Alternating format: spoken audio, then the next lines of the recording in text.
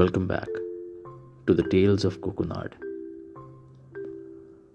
Today we are not going to talk about our usual topics, but I'm here to read you a story, a short story, and it's called Mindgames by Manisha Dhingra.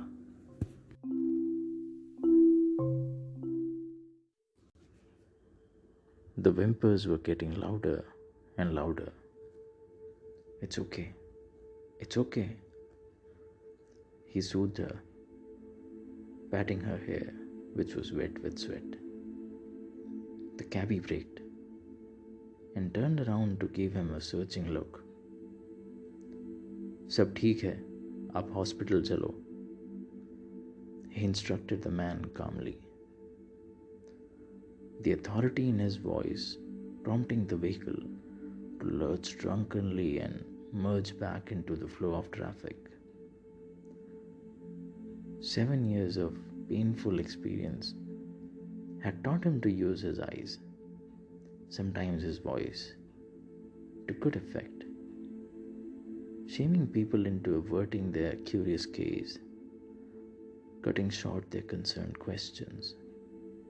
To them, his wife was nothing more than a freak show, a once beautiful woman who now moaned, screamed, and cried at the slightest provocation, mostly for no reason at all. It hadn't always been like this. He remembered the first time he had seen her, back in college. The first lecture of the year was well underway when she knocked and asked permission to enter. He looked her up and down, a Benji in a salwar kameez, trying to become invisible in a class full of spaghetti tops and neon bra straps. That first year, they had not even spoken to each other. At most, they had exchanged smiles if they happened to pass each other in the corridor. Within a few weeks, he had earned his reputation as the class Casanova, putting to good use his years of expertise with neon bras and short denim skirts. She, too, stayed away, true to her original self, only going so far as to experiment with loose, baggy jeans and long tops that went nearly all the way down to her knees. He could not quite remember the first time they spoke to each other, but it must have been during the group project they worked on in the second year. They, along with 4 other people, had been assigned the task of studying any segment of contemporary society of their choice. They were given 3 weeks to complete their study and to present their research in the form of a written report, a class presentation, and a 5-minute long documentary film.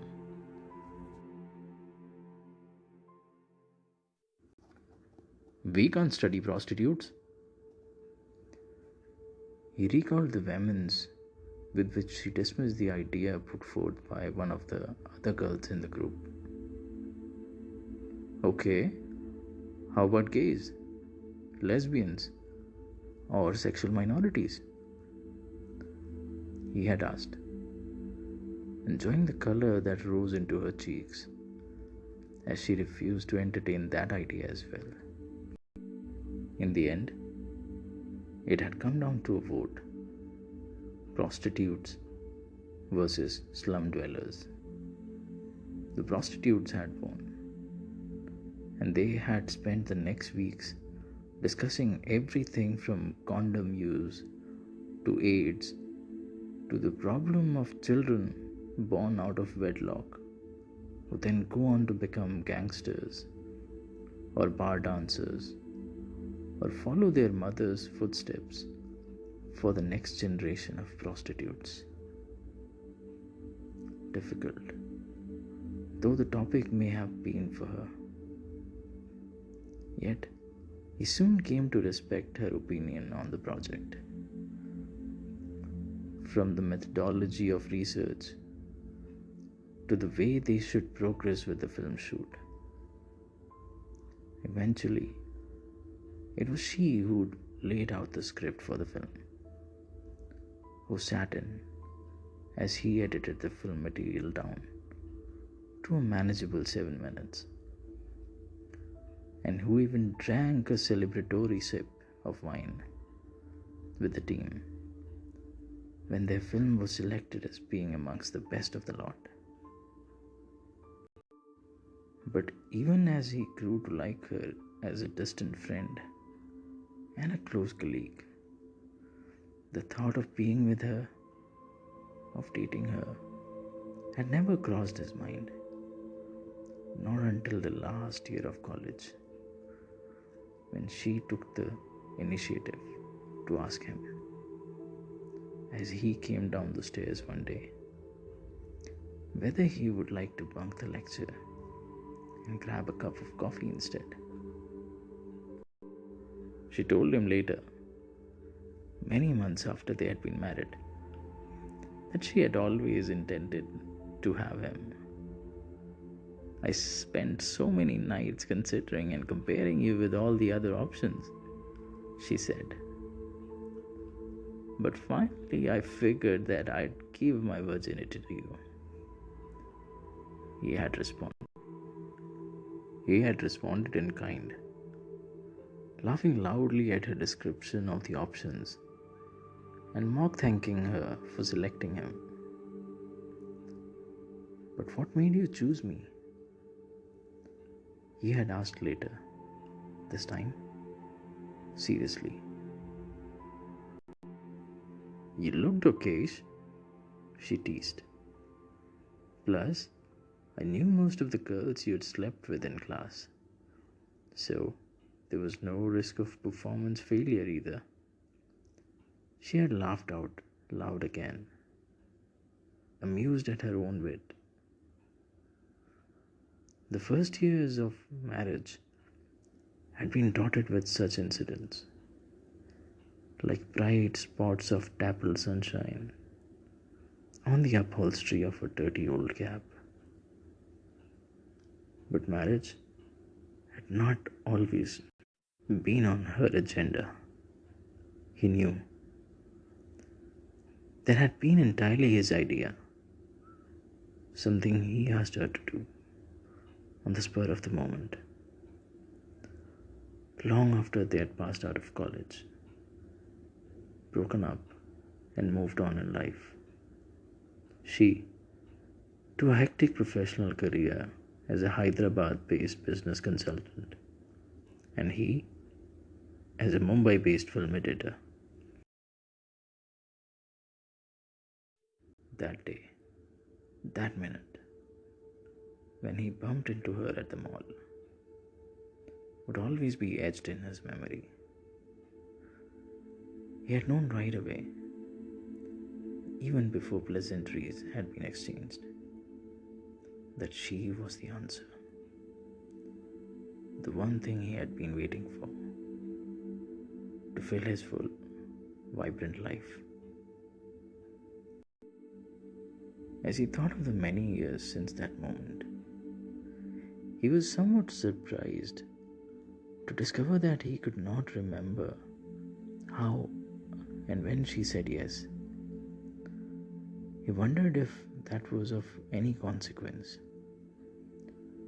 whether his life would have been different had he not been saddled with the responsibility of a wife who was also a lunatic. With this thought came the guilt.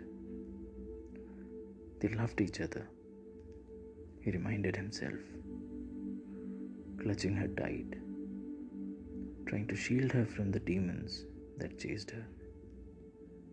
Kya hua? He mouthed to the cabbie impatiently, catching his eye in the rearview mirror. But it was the evening rush hour, and he could understand how everyone wanted to get home quickly, looking forward to the fun evening with a normal, loving spouse. I haven't been a real wife to you, have I? She said suddenly, sitting up against him, taking his hand into her own. They were back on a roller coaster. He realized this being one of the several times she emerged out of a fit of insanity, behaving as normally as possible, fooling everyone into believing that nothing was wrong with her. But this time, he would not turn the cab back. This time, he was determined to take her to the hospital. He wondered why he hasn't done this before. Why he had waited 7 years to take her to a doctor, a psychiatrist to be precise. After all, he had known about her problem for almost as long as they'd been married. It was he who had suggested she take a break from her job when the madness had become uncontrollable. When she started losing control at any time, in any place. As in that song, Iris. He hadn't wanted the world to see her, to ridicule her, or even some well-meaning friends to tell her the truth about herself. Of course, she had known it anyway, long ago. She had told him she knew there was something wrong with her. She wondered whether he had noticed at all. He had refused then, telling her she was perfectly fine. Even so, she was very grateful for his love. Every night, on days when she could understand these things, she would thank him for being with her, for holding on, and supporting them through all the tough times. I was hoping against hope, he acknowledged to himself. I didn't want this to be real. Whenever she snapped out of it, I always thought this was the last episode. And now, when I can't deal with it anymore, I'm being a coward, ready to dump her in some mental asylum. If only someone would give me permission to do it. Last night had been especially bad. In the middle of the night, she had shaken him awake, put a finger on his lips, and gestured to him to listen for 5 long minutes. He had sat there like a fool, expecting any minute to hear a thief, a murderer, moving about in the living room. He had only understood it when she turned to him, mouthing, "See?" and pointed again in the direction of the living room. "See what?" he had yelled. He had had it with these nightmares. The next day she was seeing a psychiatrist, and that was that, he had thought, slumping face first into the pillow.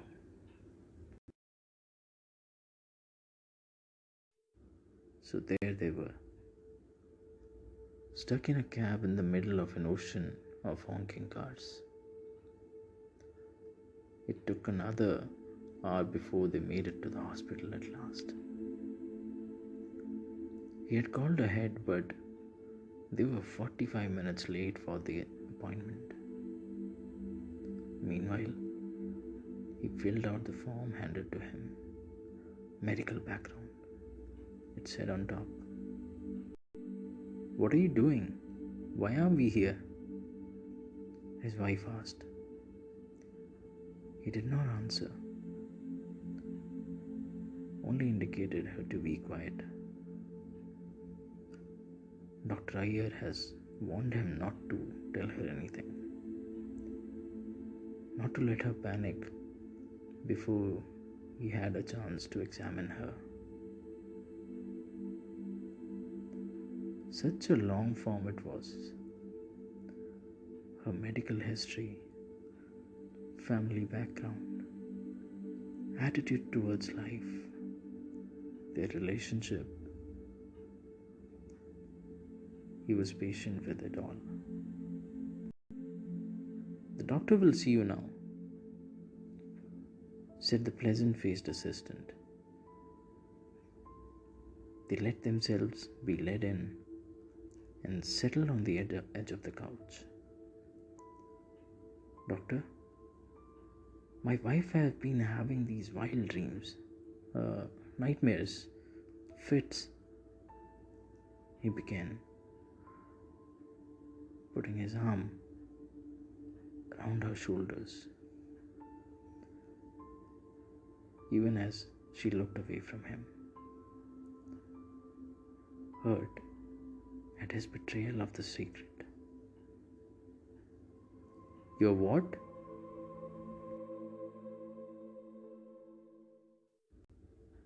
The doctors at the asylum were very understanding, full of pity, but they couldn't let him leave yet.